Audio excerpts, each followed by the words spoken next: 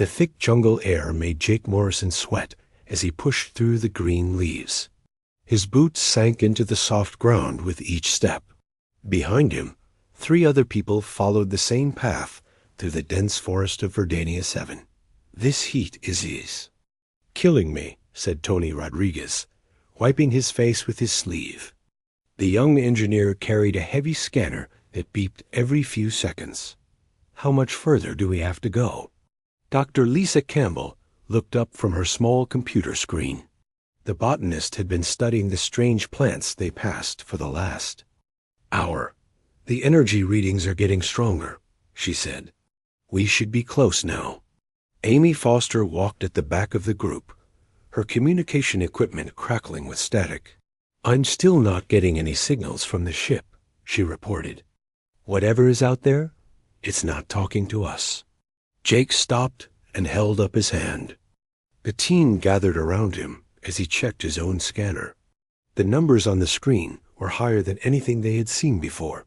"It's right ahead," he said quietly. "Everyone stay alert." They moved forward slowly, pushing aside thick vines and stepping over fallen logs. The jungle seemed different here. The trees grew in strange patterns, their branches twisted into spirals that pointed toward something ahead. The usual sounds of birds and insects had gone quiet. "Look at these plants," Lisa whispered, touching a vine that curled in a perfect circle. "I've never seen anything like this. It's like they're all growing toward the same spot." Jake felt his heart beat faster as they came to a small clearing. In the center, something huge and dark rose from the ground. At first, it looked like a hill covered in moss and vines. But as they got closer, Jake could see smooth metal surfaces beneath the green growth. "Holy cow," Tony breathed, his scanner beeping wildly. "That's not a natural formation. That's a ship." The alien vessel was massive, easily the size of a city block. Most of it was buried under centuries of jungle growth, but parts of its hull still showed through the vegetation. The metal had a strange quality to it, smooth and dark like polished stone. Thin lines of blue light pulsed along its surface, barely visible through the moss. "How long has this been here?" Amy asked, adjusting her equipment to scan the area. Lisa was already taking readings from the surrounding plants. "Based on the growth patterns, I'd say at least 500 years. Maybe more. The jungle has completely grown around it." Jake walked closer to the ship, his scanner showing incredible energy levels. The vessel seemed to be sleeping, but not dead. Power still flowed through its systems, weak but steady. "It's still active," he said. "Whatever this thing is, it's been running all this time." The team spread out to examine different parts of the ship. Tony found what looked like an engine section, while Amy discovered antenna-like structures that might have been for communication. Lisa studied the way the plants had grown around the vessel, noting how the vines seemed to follow the lines of old blue light. "Commander," Lisa called out, "you need to see this. The plants aren't just growing on the ship randomly. They're following some kind of pattern. It's like they're connected to it somehow." Jake joined her at the side of the vessel. She was right. The vines and moss didn't just cover the ship. They seemed to be part of it. The blue lights pulsed in rhythm with the movement of the plants, as if they were all breathing together. "That's impossible," Tony said, looking at his readings. "Plants don't connect to machines like that. Maybe these aren't normal plants," Lisa suggested. "Or maybe this isn't a normal machine." As they explored further, Jake found something that made him stop. Near what looked like the front of the ship, there was an opening. The vines had grown around it, but hadn't covered it completely. Through the gap, he could see a soft blue glow. "Hey, I found a way in," he called to the others. The team gathered at the opening. It was just big enough for one person to squeeze through. The blue light inside was warm and inviting, not harsh like human technology. Jake could hear a faint humming sound, like a song being played very quietly. "We should wait for the science team," Amy said. Protocol says we're supposed to secure the area first. Jake nodded, but he couldn't take his eyes off the opening. Something about the blue light made him want to get closer. Just a quick look, he said. I won't go far. He squeezed through the opening and found himself in a small chamber. The walls were covered in the same smooth metal as the outside, but here the blue lights were brighter.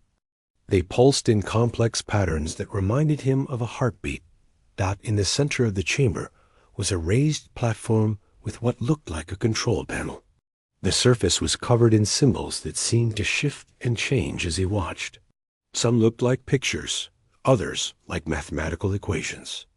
All of them glowed with the same blue light. Jake knew he should go back and report what he found. But the control panel seemed to call to him. The symbols were beautiful, almost hypnotic. Without thinking, he reached out and touched the smooth surface. The moment his fingers made contact, everything changed. The blue lights blazed brighter, and the humming sound became a roar. Jake felt electricity flow through his body, not painful but overwhelming. Images flashed through his mind. Alien faces, distant stars, worlds covered in strange plants. Outside the ship, his team heard the sound and saw the lights. The entire vessel came alive, its hull glowing like a star. The jungle around them began to move, vines reaching toward the ship like grasping hands. Jake! Lisa shouted, but her voice was lost in the noise. The ship was waking up, and Jake was still inside, his hand pressed against the alien controls.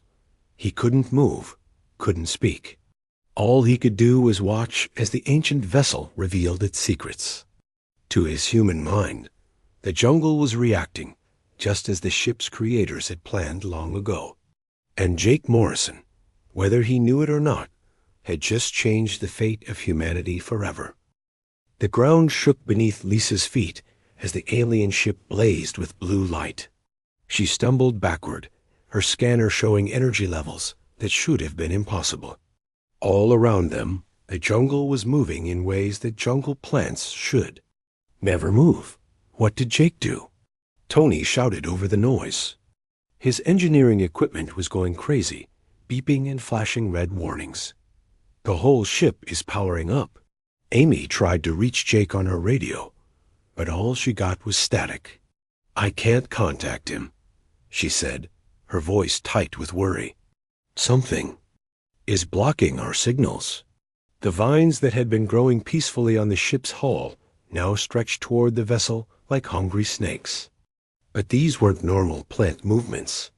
They moved too fast, too purposefully. Lisa watched in amazement as thick roots burst from the ground and wrapped around the ship's base. They're not attacking it, she realized. They're connecting to it. The blue light from the ship pulsed in waves, and with each pulse, the plants around them changed. Flowers bloomed in seconds, their petals opening to reveal colors that Lisa had never seen before. Trees grew taller and stronger, their branches reaching toward the glowing vessel. Inside the ship, Jake felt like he was drowning in alien memories. Images flashed through his mind, so fast he could barely understand them. He saw a dying world under a red sun, where tall, thin beings worked desperately to save their people. He saw ships like this one launching into space, carrying the last hopes of a civilization. The beings called themselves the Zephyrians. They had been gardeners of worlds, working with nature instead of against it. But their sun was dying, and they couldn't save their home planet. So they had done something incredible. They had put their minds into their ships, turning their technology into living things that could grow and adapt. Jake saw through their eyes as they searched the galaxy for the right kind of life. They needed a species that could think like them, feel like them, but also bring something new to their ancient knowledge. They needed partners, not servants. Outside, Lisa was making her own discoveries. Her plant scanner was picking up signals from every tree, vine, and flower around them. This is incredible, she said, her eyes wide with wonder. The plants are talking to each other. They're forming some kind of network. The vines that had connected to the ship were now spreading outward, touching other plants and passing along the blue energy. Each plant that received the energy became more alive, more aware. Lisa could almost hear their voices, whispers of consciousness that had never existed before. "It's like they're waking up," she said softly. Tony was having his own strange experience. His equipment was no longer just scanning the ship. It was connecting to it. The metal tools in his hands felt warm and alive, as if they were becoming part of something bigger. "My scanner is changing," he said, watching as the device in his hands began to glow with the same blue light as the ship. "It's like it's becoming organic." Amy found that her communication equipment was picking up signals from everywhere. Not radio signals, but something else. Something that felt like thoughts and emotions. "I'm getting readings from the plants," she said in amazement. They're actually communicating with each other. The jungle around them was transforming rapidly. What had been a wild, dangerous place was becoming something organized and purposeful. The plants were working together, creating paths and clearings, exactly where the humans needed them. Dangerous animals were being gently moved away by the vines, while helpful creatures were being guided closer. Jake felt the alien consciousness trying to communicate with him. It wasn't forcing its way into his mind, but asking permission to share its knowledge. He could feel its loneliness, its desperate hope that finally, after centuries of searching, it had found the right species. The Zephyrians had been looking for beings who could adapt, who could form emotional bonds, who could make moral choices. They had found those qualities in humans. Jake realized that he wasn't just touching alien technology. He was making contact with the preserved mind of an entire civilization. Slowly, carefully, Jake opened his thoughts to the alien presence. It was like welcoming a friend into his home. The Zephyrian consciousness was gentle and wise, full of knowledge about life and growth, and the connection between all living things. Through their bond, Jake learned about the ship's true purpose. It wasn't a weapon or a conquest vehicle. It was a seed designed to find suitable worlds and help them become perfect homes for life. The Zephyrians had been cosmic gardeners, spreading life and consciousness throughout the galaxy. But they had made one mistake. They had tried to control the process, to force their will onto the worlds they found. That approach had failed because life couldn't be controlled. It had to be guided, nurtured, and trusted to grow in its own way. Humans, the alien consciousness explained, had something the Zephyrians had lost. They had the ability to form partnerships. Instead of trying to dominate, they could work with nature instead of trying to control it. They could make emotional connections that went beyond simple logic. Outside the ship, the transformation was accelerating. The jungle was becoming a living organism, with each plant playing its part in a greater whole. Lisa watched as flowers began to produce fruits that she somehow knew were safe to eat. Vines created natural bridges over streams, while trees grew together to form shelters. "It's like the whole jungle is trying to help us," she said in wonder. Tony discovered that. His tools were becoming more than just instruments. They were becoming extensions of his thoughts, able to understand what he needed before he asked for it. "This is beyond anything we've ever imagined," he said. "It's not just technology. It's alive."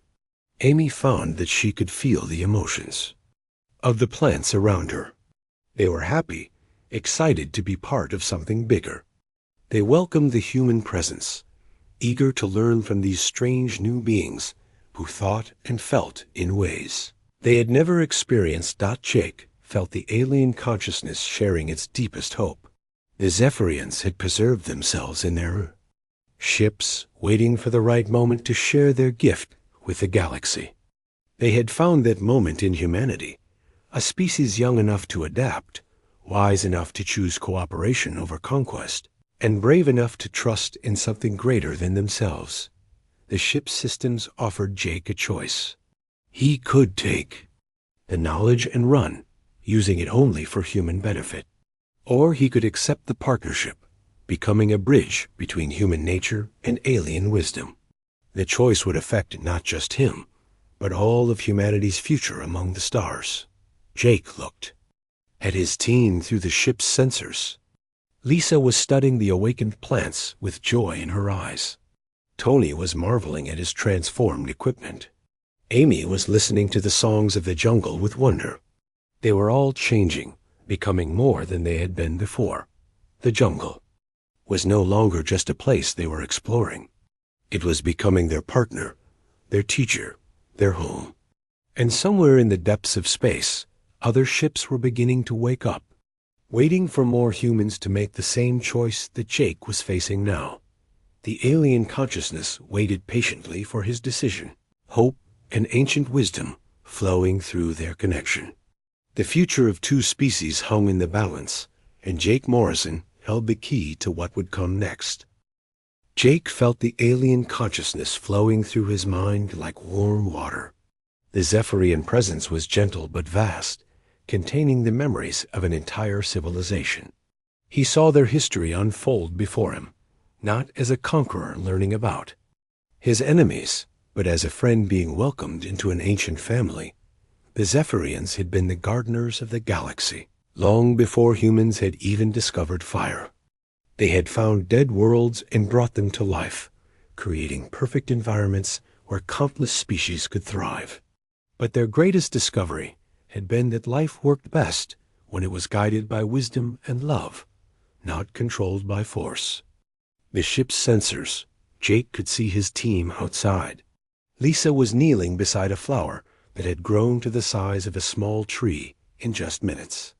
Her scanner showed that the plant was producing oxygen at an incredible rate, cleaning the air around them. But more than that, Jake could sense the flower's emotions. It was happy to be helping the humans breathe easier. "This is impossible," Lisa said, but her voice was filled with joy, not fear. "Plants don't grow this fast. They don't think or feel. But I can sense this one's thoughts. It wants to help us." Tony was having his own revelation. His engineering tools had merged with the ship's technology, becoming something entirely new. When he touched a broken branch, his scanner showed him exactly how to help it heal. When he looked at a stream, his equipment told him how to purify the water without harming the fish that lived there. "My tools are alive," he said in amazement. "They're not just measuring things anymore. They're understanding them, connecting with them. It's like they've become part of the living world." Amy was discovering that her communication equipment could now translate the signals from the plants. She could hear their simple thoughts and feelings, their joy at being part of something bigger. "The whole jungle is talking," she said softly. "Every plant, every tree. They're all connected, all sharing information and energy." Jake felt the Zephyrian consciousness explaining what was happening. The ship was designed to create partnerships between technology and life, between different species, between the physical and the spiritual. It didn't force changes on anything. It simply offered opportunities for growth and connection. The alien presence showed Jake images of other worlds where this process had worked. He saw planets where cities grew like forests, where machines and plants worked together to create perfect harmony. He saw beings who had learned to communicate with their environment, who could heal sickness by asking the right plants for help, who could travel between stars by partnering with living ships. But he also saw the failures, worlds where the inhabitants had tried to use the technology for power instead of partnership, species that had wanted to control the process instead of joining it. They had all failed because they had missed the essential truth. Life could only be nurtured, never commanded. Humans, the Zephyrian consciousness explained, had the perfect combination of qualities needed for this partnership. They were adaptable enough to change, intelligent enough to understand, and emotional enough to form real bonds with other forms of life. Most importantly, they had the ability to choose cooperation over domination. Jake felt the ship systems offering him enhanced abilities. He could have strength that came from working with the planet's life force. He could have knowledge that came from connecting with the vast network of conscious plants. He could have the ability to heal and create, to build and grow, to become more than any human had ever been before. But the offer came with a requirement. He had to trust the process, to accept that he would be changed by it. He had to be willing to become a bridge between human nature and alien wisdom, to help his species grow into something greater without losing what made them human. Outside the ship, the transformation was accelerating. The jungle was becoming a living laboratory where human technology and alien wisdom worked together. Lisa watched as her plant samples began to glow with the same blue light as the ship. They were becoming more than just specimens. They were becoming partners in her research. "I can feel what they need," she said in wonder.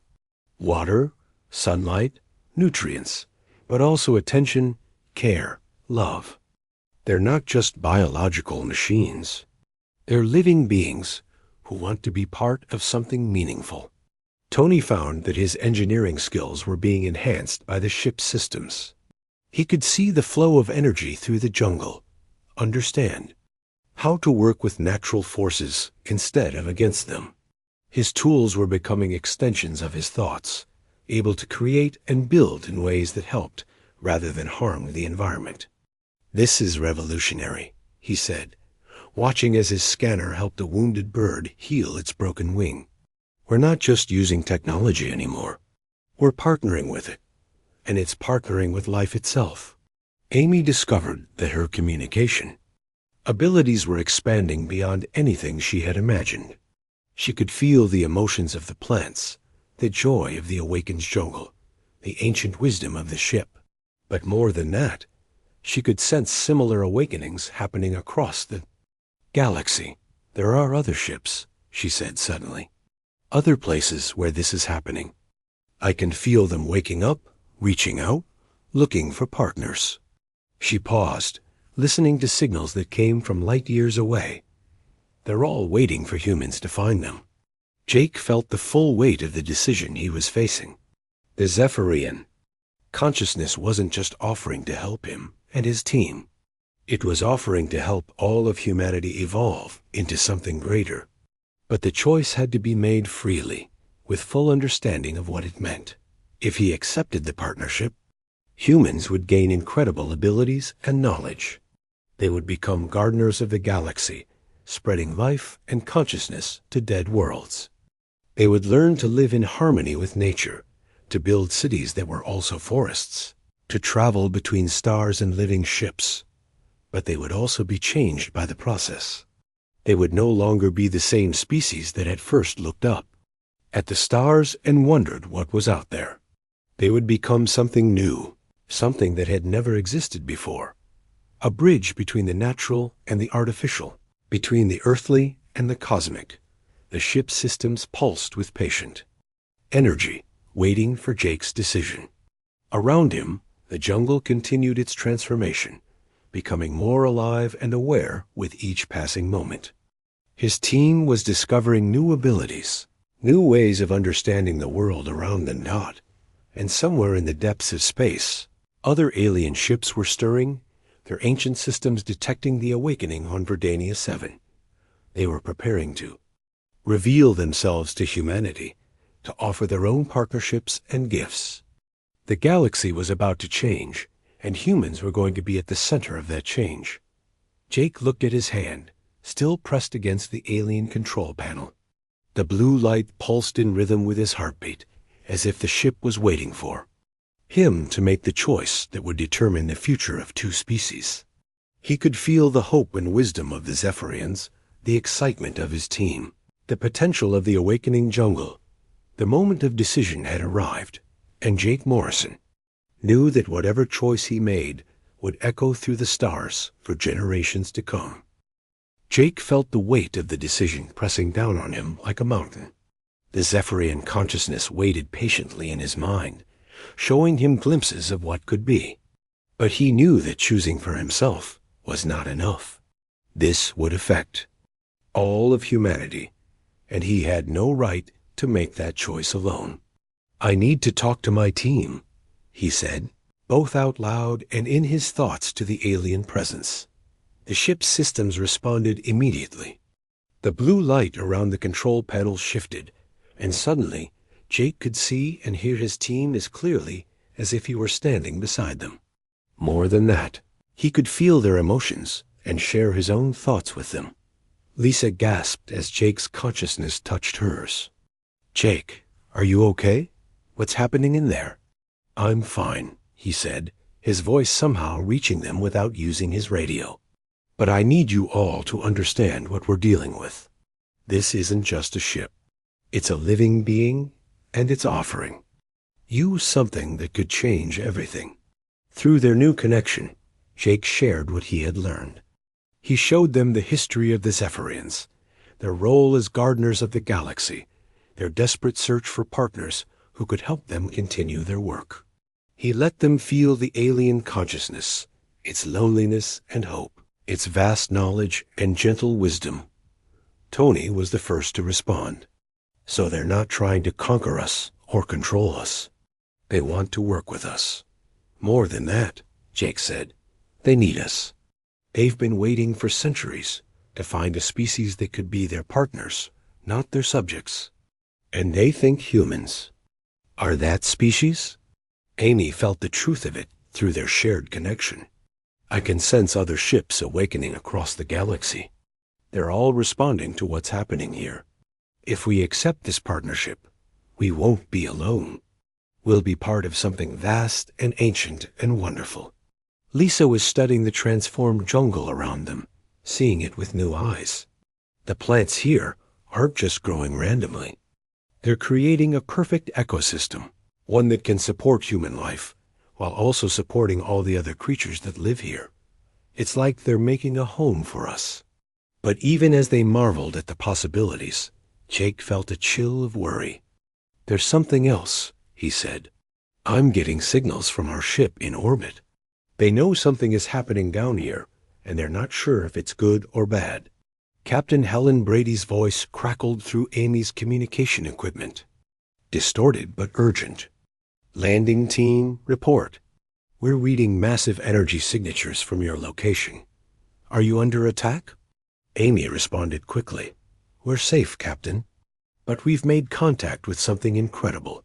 We need time to understand what we're dealing with." "Negative," Brady replied. "I'm getting orders from Earth Command. They want you to pull back immediately. There are military ships on the way to investigate." Jake felt the alien consciousness react to this news with sadness, not anger. The Zephyrians had faced this reaction before, from other species who had seen their gift as a threat rather than an opportunity. Too many civilizations had chosen fear over growth, control over partnership. "They're scared," Lisa said, feeling the alien emotions through their connection. "Earth Command thinks this is an invasion. Can you blame them?" Tony asked. "From their perspective, an alien ship just activated and started changing an entire planet. They don't know what we know." Jake felt the ship's systems offering him a choice. He could demonstrate the technology's power, show Earth's military that resistance was futile. The Zephyrians had weapons that could destroy entire fleets, defensive, systems that could protect the planet from any attack. But that would prove humanity's worst fears about alien contact. Or he could choose trust. He could show them what the partnership could offer, not through force, but through example. He could let them see that this was not a conquest, but a collaboration. "What if we're wrong?" Amy asked, voicing the fear that all of them felt. "What if accepting this partnership changes us so much that we're no longer human?" The alien consciousness responded with warmth and understanding. Through their connection, it showed them other species that had accepted the partnership. They had all been changed, but they had also retained their essential nature. They had become more than they were, not less. It's not about replacing what we are, Jake said, understanding flooding through him. It's about helping us become what we could be. The Zephyrians aren't trying to make us into them. They want to learn from us as much as we learn from them. The ship's sensors detected movement in the sky above. Military vessels were approaching from orbit, their weapons systems active. Earth Command had decided to treat this as a threat, and they were coming in force. We need to make a choice now, Jake said. If we accept the partnership, we can protect this world and show them that there's nothing to fear. If we reject it, the ships will shut down, and we'll lose this chance. Forever. Lisa looked at the transformed jungle around them, at the plants that were working together to create a perfect environment. I've spent my whole life studying how life grows and adapts. This is the next step in that process. We can evolve, not just as individuals, but as a species. Tony watched his tools working in harmony with the ship's systems, creating instead of just measuring. As an engineer, I've always dreamed of technology that could build without destroying. This is that dream come true. Amy felt the emotions of the awakened plants, their joy at being part of something greater. I've always wanted to help people communicate better. This partnership could help us communicate with all life, not just other humans. Jake felt the approach of the military ships, their commanders preparing for battle. He also felt the hope of the Zephyrian consciousness, its willingness to trust humanity despite the risk. And he felt the potential of the awakened jungle, the promise of a world where technology and nature work together. I'm making the choice, he said firmly. I accept the partnership. The moment he spoke those words, the ship's systems responded. The blue light blazed brighter, and Jake felt the alien consciousness merge more fully with his own. He was still himself, still human, but he was also something more. He could feel the life force of every plant on the planet, sense the health of the ecosystem, understand the flow of energy through the living world. His team felt the change too. Lisa gasped as plant knowledge flooded her mind, showing her how to heal with herbs, how to grow food in impossible conditions, how to communicate with trees and flowers. Tony felt his engineering abilities expand, showing him how to build with living materials, how to create technology that enhanced rather than replaced natural systems. Amy felt her consciousness expand to encompass the entire planet's communication network. She could hear the thoughts of every awakened plant, feel the emotions of every creature, and most importantly, she could sense the approach of the military ships and the fear of their crews. They're coming, she said, and they're terrified. Jake felt the ship's defensive systems activate, not to attack, but to protect. The jungle around them began to grow even faster, creating a living shield that could stop any weapon. But he also felt the sadness of the Zephyrian consciousness, knowing that this first contact with humanity might end in violence. We need to show them that there's nothing to fear, he said. We need to prove that this partnership makes us better, not different. The military ships appeared in the sky above, their weapons trained on the alien vessel. Jake felt the tension of the moment, the fear and uncertainty of both sides. This was the moment that would determine whether humanity would join the galactic community as partners or remain isolated by their own fear. Through the ship's systems, Jake began to broadcast a message to the approaching fleet, not through radio waves, but through the network of consciousness that now connected all life on the planet. He showed them what he had learned, let them feel the gentleness of the alien presence, demonstrated the potential of the partnership, but he also felt the resistance of the military commanders, their training telling them to shoot first and ask questions later. The future of two species hung in the balance, and Jake Morrison was the only one who could tip the scales toward hope instead of fear. Jake felt the military ships hovering above like storm clouds ready to break. Through the ship's consciousness network, He could sense the fear and confusion of the crews. They saw energy readings that should have been impossible. A jungle that was moving and growing at unnatural speeds, and an alien vessel that pulsed with unknown power. "This is Admiral Marcus Cole of Earth Defense Force," came the stern voice through Amy's communication equipment. "Unknown vessel, you will power down immediately and surrender any human hostages." Jake felt the Zephyrian consciousness react with gentle amusement. Hostages. They truly didn't understand what was happening here. Through their shared connection, he felt his team's determination to show the truth, not through words, but through actions. "Amy, can you open a channel to the fleet?" Jake asked through their mental link. "Already working on it," she replied. Her enhanced communication abilities had merged with the ship's systems, allowing her to reach every vessel in the approaching fleet. But they're not going to believe what we tell them. They need to see it. Lisa was studying the jungle around them, now fully alive and aware. "The plants are ready to help," she said. "They understand what we're trying to do. They want to show the humans above that there's nothing to fear." Tony felt his engineering consciousness expand to touch the ship's vast systems. "I can feel the other ships across the galaxy," he said in wonder. "They're all waking up, all waiting to see what humanity chooses. We're not just deciding for ourselves. We're setting an example for every other world where this might happen." Jake made his decision. Instead of trying to explain what had happened, he would show them. Through the ship's systems, he began to demonstrate what the partnership could accomplish. The jungle around them began to change in ways that even the military sensors could detect. Dead trees came back to life, their branches reaching toward the sky. Polluted streams cleared themselves, the water becoming crystal pure. Flowers bloomed in patterns that spelled out messages of peace and welcome. But more than that, Jake began to share his consciousness with the fleet above, not forcing his thoughts on them, but offering them the chance to feel what he felt.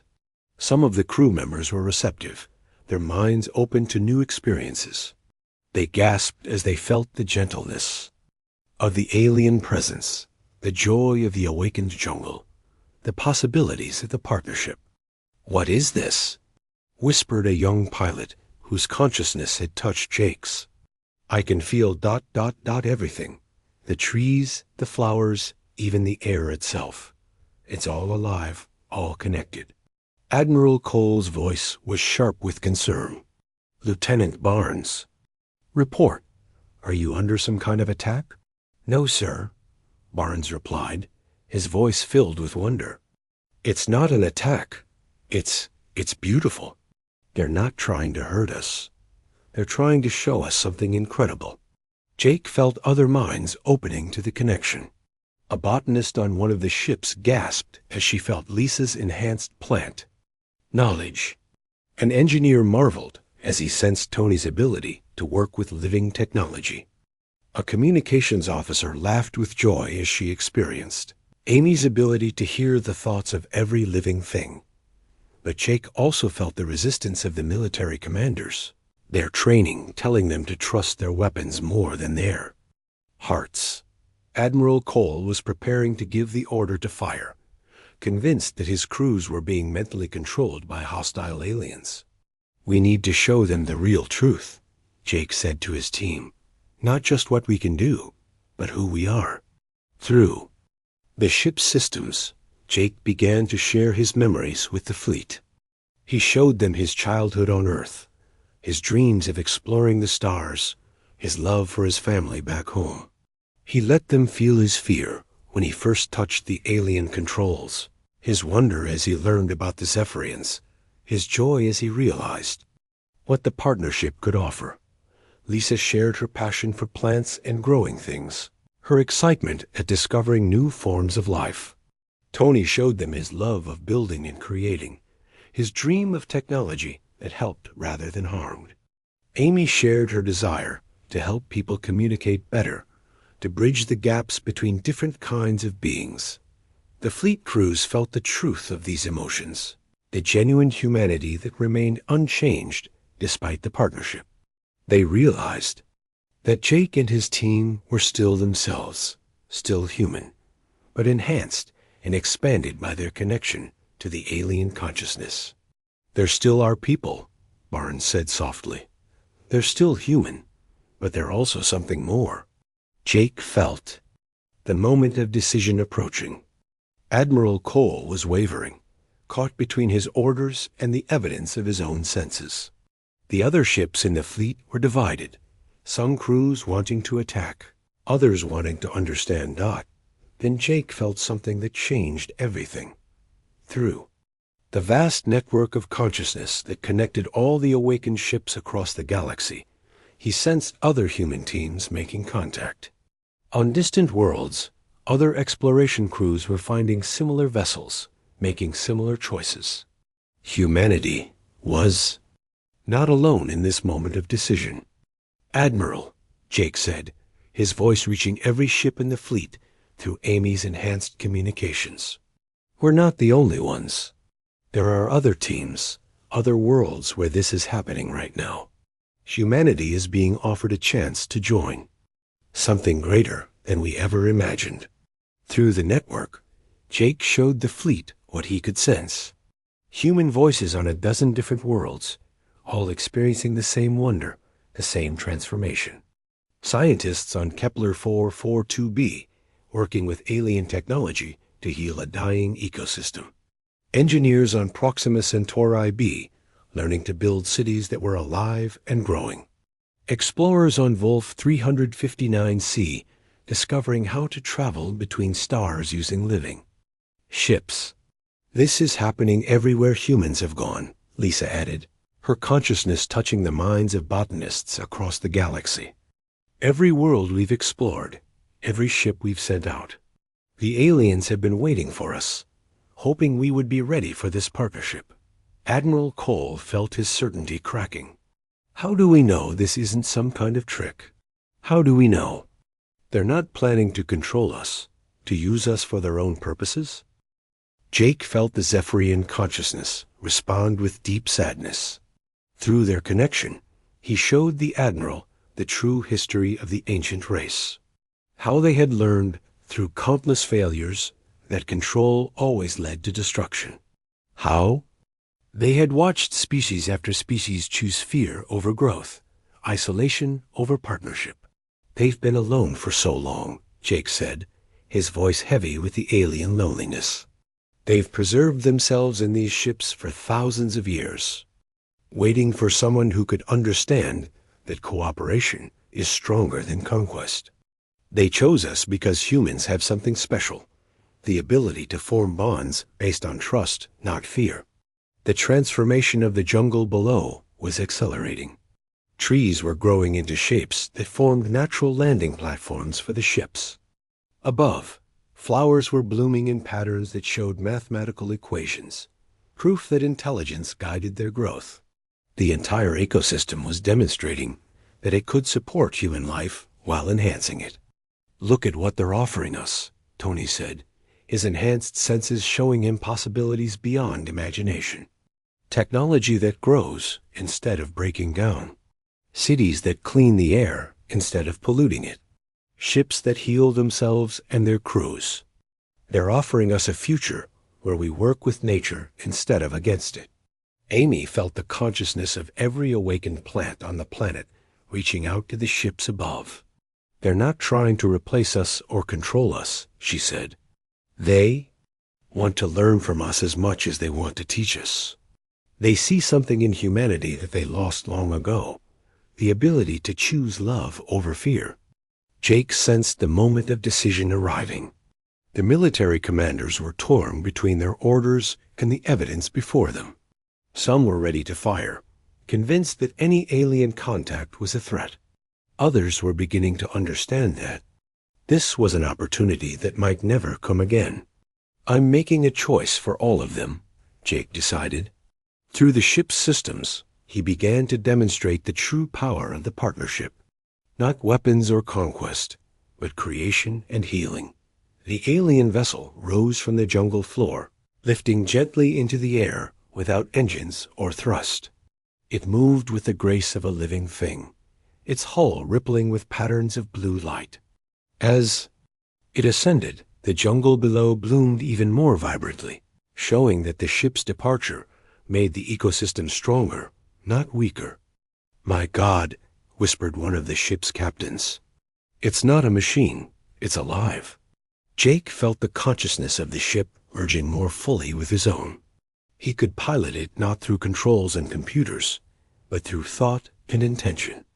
The vessel responded to his desires like a partner, not a tool.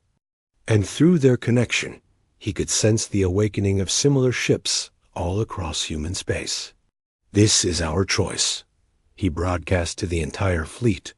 "We can be gardeners of the galaxy, spreading life and consciousness to dead worlds. We can be the bridge between technology and nature, between different forms of life. We can be what the Zephyrians always hoped to find, partners in the great work of making the universe more alive." Admiral Cole felt the weight of the decision pressing down on him. His orders were clear: treat any alien contact as a potential threat. But the evidence before him suggested something entirely different. These beings weren't conquerors or invaders. They were teachers, gardeners, partners. "All ships, stand down," he finally commanded.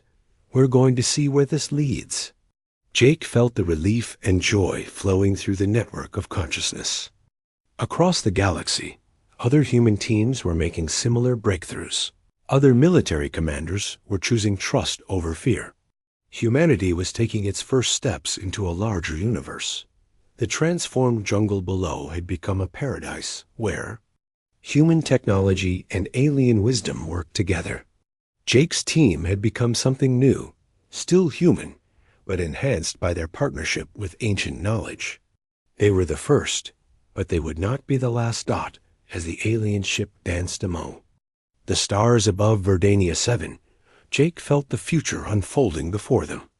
Humanity would spread across the galaxy not as conquerors, but as gardeners. They would heal dead worlds and awaken sleeping ecosystems. They would build cities that were alive and ships that could think and feel, and somewhere in the vast network of consciousness that connected all awakened life, the preserved minds of the Zephyrians finally felt hope again.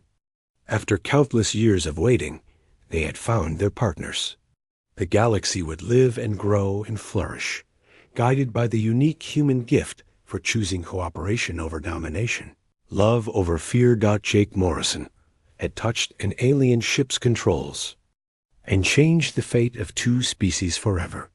But more than that, he had proven that humanity's greatest strength was not their technology or their weapons, but their ability to trust, to grow, and to choose a better future for all life in the universe.